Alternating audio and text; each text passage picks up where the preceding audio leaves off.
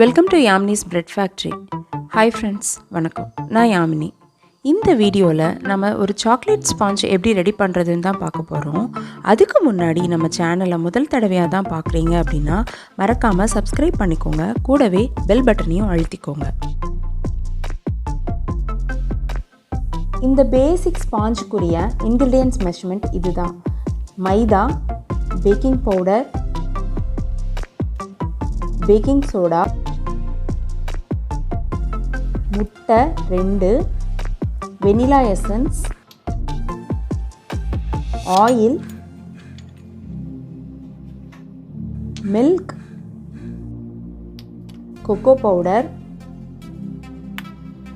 Purple colour spoon வந்து என்னோட ஹெல்ப்பருங்க, வேறு ஒன்றும் இல்லை, பவுடர்டு சுகர், அவ்வளோதான்.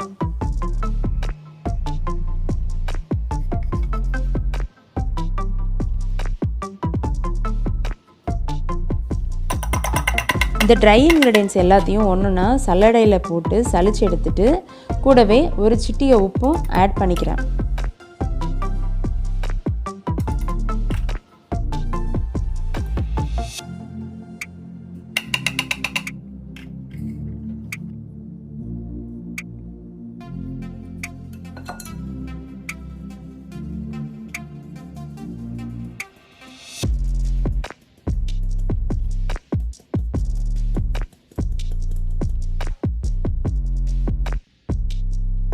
அது முடிச்சதுக்கப்புறமா ஒரு பவுலில் 2 எக்ஸு சேர்த்து வெனிலா எசன்ஸையும் சேர்த்து நல்லா பீட் செஞ்சுக்கிட்டேன்.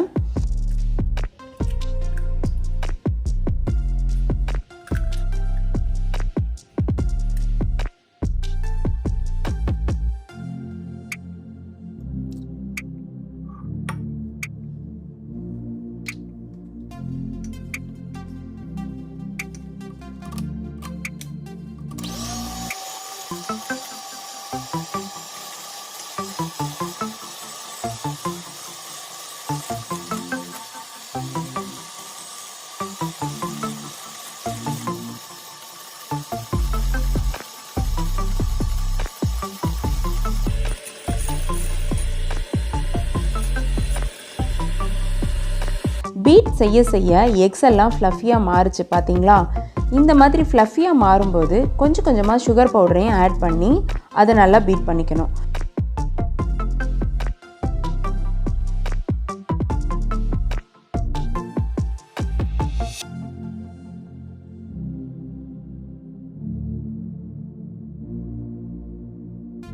நல்லா மிக்ஸ் ஆன உடனே ஆயில் சேர்த்து கலந்து விடணும்.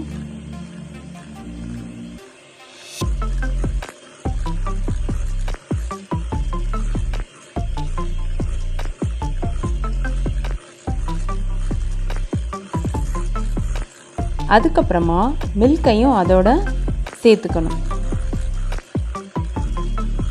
எல்லா வெட் இன்க்ரீடியன்ட்ஸும் மிக்ஸ் ஆன உடனே இந்த கன்சிஸ்டன்சி கிடைக்கும். வெட் இன்க்ரீடியன்ட்ஸ் நமக்கு ரெடி ஆகிடுச்சு. இப்போது ட்ரை இன்க்ரீடியன்ட்ஸ் எல்லாத்தையும் அதை கொஞ்சம் கொஞ்சமாக வெட் இன்க்ரீடியன்ட்ஸோட கலந்து விடணும்.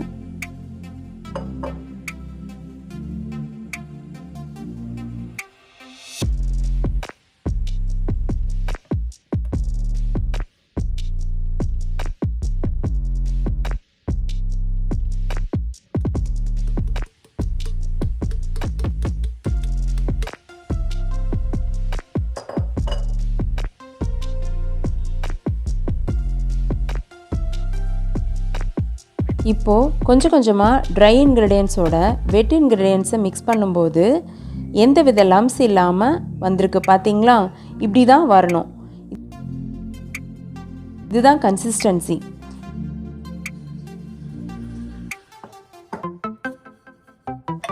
இந்த 5 இன்ச் பேனில் பட்டர் ஷீட்டை லைன் பண்ணிட்டேன். அதில் வந்து நான் இந்த பேட்டரை ட்ரான்ஸ்ஃபர் பண்ணியாச்சு.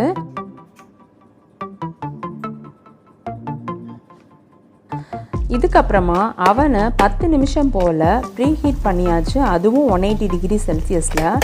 இப்போது இந்த பேனை அவனில் வச்சுட்டேன். அதுவும் நல்லா டேப் பண்ணி வைக்கணும். ஓகேங்களா?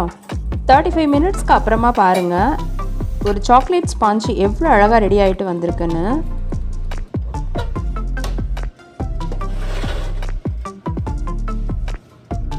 கரெக்டாக பேக் ஆகிருக்கா அப்படின்றத தெரிஞ்சுக்கணுன்னா ஒரு ஸ்கீவர் எடுத்து கேக்கில் இன்சர்ட் பண்ணி பார்க்கணும். இன்சர்ட் பண்ண ஸ்கீவர் அப்படியே வெளியில் வரணும்.